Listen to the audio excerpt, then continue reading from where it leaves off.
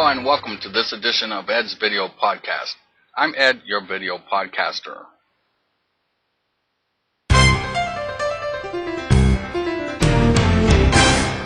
Welcome back to Intro to Sales, Chapter 2, entitled The Matrix Module.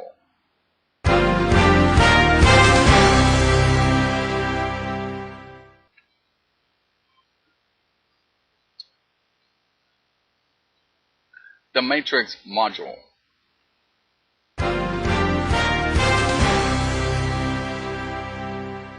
Before we explore the Matrix Module, let's define its purpose.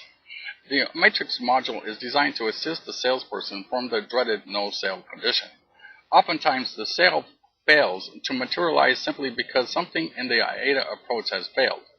Use each one of the module points to strengthen any weak points in a failing AIDA approach. Here are some examples. We talked earlier about attention. Redirect more attention using a product demo. A well-practiced demo will get anyone's attention. Desire. Maybe the time is right to simply pass off the sale to a coworker or a more experienced sales manager. Properly utilized, the Matrix Module allows the salesperson to redirect and strengthen the sales presentation. Once the AIDA principles have been applied properly, the salesperson should not have any problem landing a sale eventually. A word of caution. Most purchasing agents are aware of the AIDA approach, so use tact. Now let's look at the Matrix Module elements one at a time.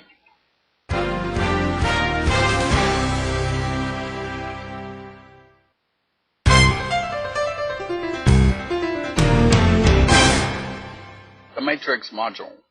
Likability, training, the handshake, and fear of the unknown. Let's take a look at these one at a time.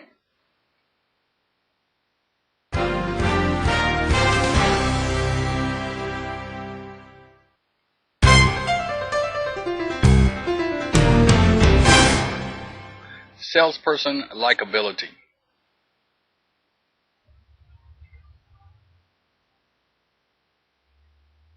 Let's talk about likability.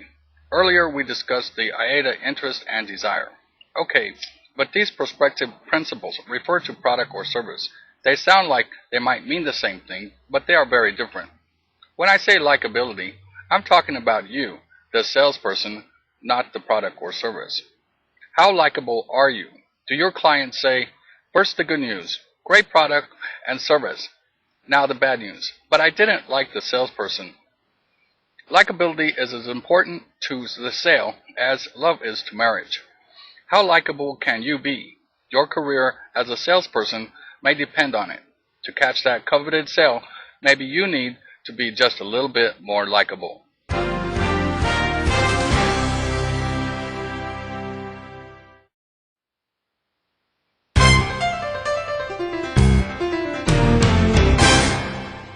Training, training, training, and more training.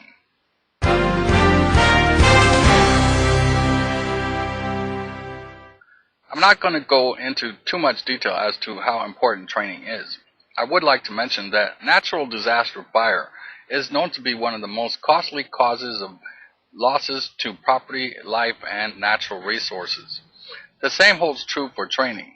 Training is responsible for more losses than any one single problem area. Practice your stuff. Your career as a salesperson depends on it.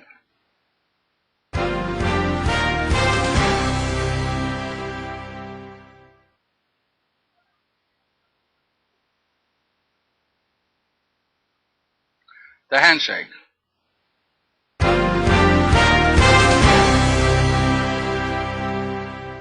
The handshake is a universal concept known to most of mankind, and more recently, womankind as well. When two people meet, they greet each other and handshake. Most people are friendly and welcome a new addition to their list of friends. You do not have to fall in love with everyone you meet, but if you don't like them, they probably won't like you either, and probably won't buy anything from you, ever. Be sincere. When you meet someone, let them know you like them with a good, friendly handshake. A word about handshaking with women. As a general rule, you wait for women to offer a handshake. Although customs may vary from country to country, if she does not offer a handshake, let it pass. Hollywood movies showing scenes of aggressive men kissing women on their hands is liable to get a husband upset or maybe even get you put in jail or worse. For all practical purposes, a handshake with a woman is the same as with men. Just remember, ladies first. Generally speaking, the handshake is part of a universal concept called universality, but that's a completely different subject in itself. Let's move along now to the next subject.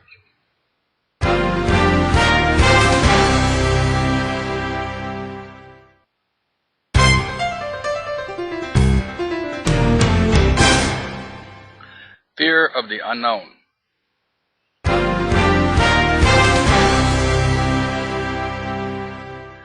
The fear of the unknown may be a stumbling block for some. It has been said, the only thing to fear is fear itself. This could not have more relevance than with sales. If there is something that you need to know or need to do, know it, do it. Find out what it is you need to know or do. Nothing can be more devastating than saying to yourself, oh, it's probably not important, or someone else will do it. During a presentation or meeting, you may find out how wrong you were by worrying about it later.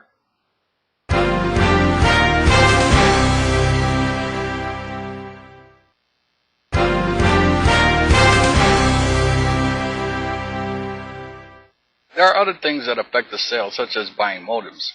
These buying motives are more advanced principles that will be covered later on in this mini-series.